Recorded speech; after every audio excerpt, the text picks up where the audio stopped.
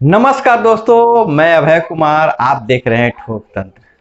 दोस्तों, पंचायत चुनाव 2021 की नई नियमावली आ चुकी है। नई नियमावली के अनुसार चुनाव कौन कौन से लोग लड़ सकते हैं और चुनाव लड़ने की जरूरी अहार्ता क्या है, और ऐसे कौन से कंफ्यूजन वाले जो पेशा है जिससे लगता है आम लोगों के हम चुनाव नहीं लड़ पाएंगे, लेकिन नए नियमावली के अनुसार उनको चुनाव लड़ने में छूट दिया गया है और चुनाव लड़ सकते हैं।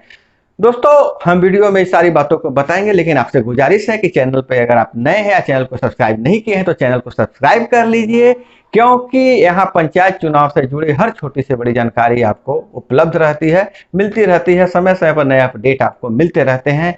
वीडियो को अगर पसंद आए तो लाइक कीजिएगा, शेयर कीजिएगा। तो दोस्तों, हम आज बात कर रहे हैं कि चुनाव लड़ने कैसे कौन कौन से व्यक्ति जो चुनाव लड़ सकते हैं। तो चुनाव लड़ने के लिए सबसे पहला जो शर्त है वह भारत का नागरिक होना चाहिए। पंचायत चुनाव में उस प्रादेशिक क्षेत्र में उनका मतदाता सूची में नाम होना चाहिए। नामांकन के अंतिम तिथि तक उनकी उम्र, एक दिन बाद तक कहिए, उनकी उम्र 21 वर्ष पूरी हो जाएगी तो वह चुनाव लड़ सकते हैं। और दोस्तों, और यह तो थी बेसिक जानकारी, लेकिन बहुत सारे जो कंफ्यूजन वाले जो पद होते हैं जिनसे लगता है कि चुनाव नहीं लड़ पाएंगे, तो आपको बता दें, अभी कुछ दो मित्र थे, वो जो व्यूवर्स थे, वो कमेंट करके पूछ रहे थे ऐसे पदों के बारे में कि आंगनवाड़ी सेविका के पति चुनाव लड़ पाएंगे कि नहीं लड़ पाएंगे। तो पहले हम बात कर लें कि चुनाव कौन कौन नहीं, चुनाव कैसे कैसे लोग लड़ सकते हैं, उसके बाद थोड़ा सा क्लियर हो जाएगा। तो अब बता दें कि चुनाव जो लड़ने वाले में जो सेवानिवृत्त सरकारी सेवक चुनाव लड़ सकते हैं। जन वितरण प्रणाली के विक्रेता चुनाव लड़ सकते हैं नए नियमावली के अनुसार। और कमीशन के आधार पर काम करने वाले एजेंट वो भी चुनाव लड़ सकते हैं, और सरकारी एजेंट हो या प्राइवेट एजेंट हो।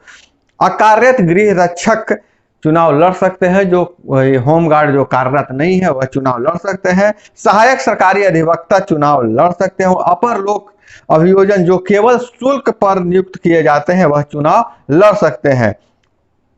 किसी पंचायत में निर्वाचन सूची में नाम भारत का नागरिक होना यह तो जरूरी है, तो पुराने नियम भी थे, नए नियम में भी है। और रही बात की आंगनवाड़ी सेविका चुनाव लड़ सकते हैं कि नहीं लड़ सकते हैं, आशा कार्यकर्ता चुनाव लड़ सकते हैं कि नहीं लड़ सकते हैं, जीविका दीदी चुनाव लड़ सकती है कि नहीं लड़ सकती है। तो आपको मैं बता दूं कि आंगनवाड़ी सेविका तो चुनाव नहीं लड़ेगी, लेकिन सवाल यह था कि उनके पति चुनाव लड़ेंगे कि नहीं लड़ेंगे। बिल्कुल उनके पति चुनाव लड़ेंगे और उनको चुनाव लड़ने से कोई नहीं रोक पाएगा। लेकिन इसमें थोड़ा सा कंफ्यूजन यह होता है कि अगर कोई जनप्रतिनिधि है तो उसके परिवार से उनके रहते हुए ये आंगनवाड़ी सेविका इस समय चयन उनका नहीं हो पाता है, इसके लिए उनको इस्तीफा देना पड़ता है। लेकिन अगर पहले से कोई आंगनवाड़ी सेविका है तो उनके पति चुनाव लड़ सकते हैं। जीविका दीदी भी चुनाव लड़ सकते हैं क्योंकि वह कमीशन पर काम करती है। और आशा दीदी भी चुनाव लड़ सकते हैं क्योंकि उनका वेतनमान नहीं होता, आशा कार्यकर्ता का वेतनमान नहीं होता है। उन्हें क्या मिलता है? प्रोत्साहन भत्ता मिलता है, इसलिए वह चुनाव